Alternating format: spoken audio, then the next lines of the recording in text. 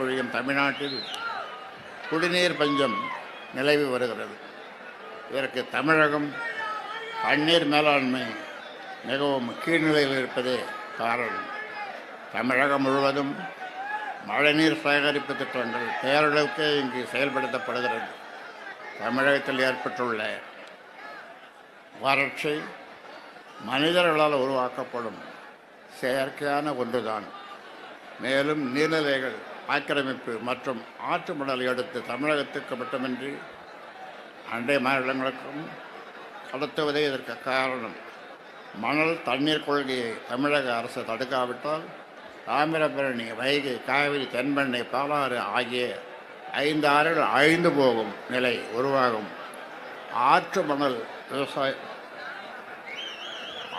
மணல் விரயத்தை தடுக்காவிட்டால் 52 உபரி நீர் வடிகால் படுகைகளும் வடிநில படுகைகளும் மூதாதையர்களால் பாதுகாக்கப்பட்ட 38,720 பாசன குளங்களும் நீர்நிலைகளும் மறைந்துவிடும். மணல் வியாபாரத்தையும் நிறுத்திவிட்டு வரலாறு காணாத வறட்சியில் இருந்து தமிழர்களை காக்க அரசு நடவடிக்கை எடுக்க வேண்டும் என்று தண்ணீர் மனிதர் கூறுகிறார். தண்ணீர் மனிதர் அஜேந்திர சிங் கூறுவதைத்தான் நாங்களும் தொடர்ந்து கூறி வருகிறோம். ஆனால் அதை கேட்கத்தான் தமிழக அரசு தயாராக இல்லை. அதனாலே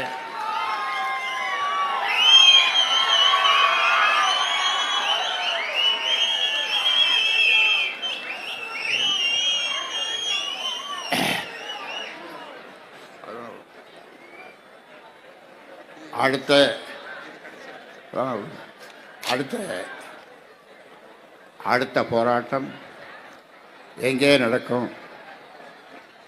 இது மாநாடு, உழவர் பேர் இயக்கத்தின் சார்பாக மாநாடு. நாம் அடுத்து நடத்தப் போவது ஒரு போராட்டம், விவசாயிகளுக்கான ஒரு போராட்டம். அந்த போராட்டம் சென்னையிலே போர் நினைவு சின்னம் அந்த இடத்துல இங்கு கூடியிருக்கின்ற விவசாய குடும்பத்தைச் சேர்ந்தவர்கள் போல 10 மடங்குக்கு மேலே அங்கே கூடுவார்கள். அந்த இடத்துல கூடுவார்கள். ஒரு நாள் அந்த இடத்தை முற்றுகையிடுவார்கள். 10 அம்ச கோரிக்கைகளை முன்வைத்து அந்த போராட்டம் நடைபெறும். 1925ஆம் ஆண்டு அநேகமாக அந்த போராட்ட தேதி நான் அறிவிப்பேன். அதற்கு நீங்களெல்லாம் தயாராக வேண்டும்.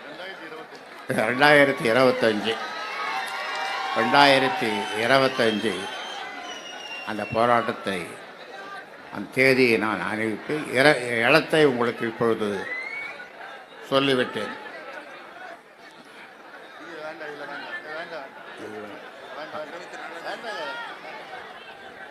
அதனாலே இந்த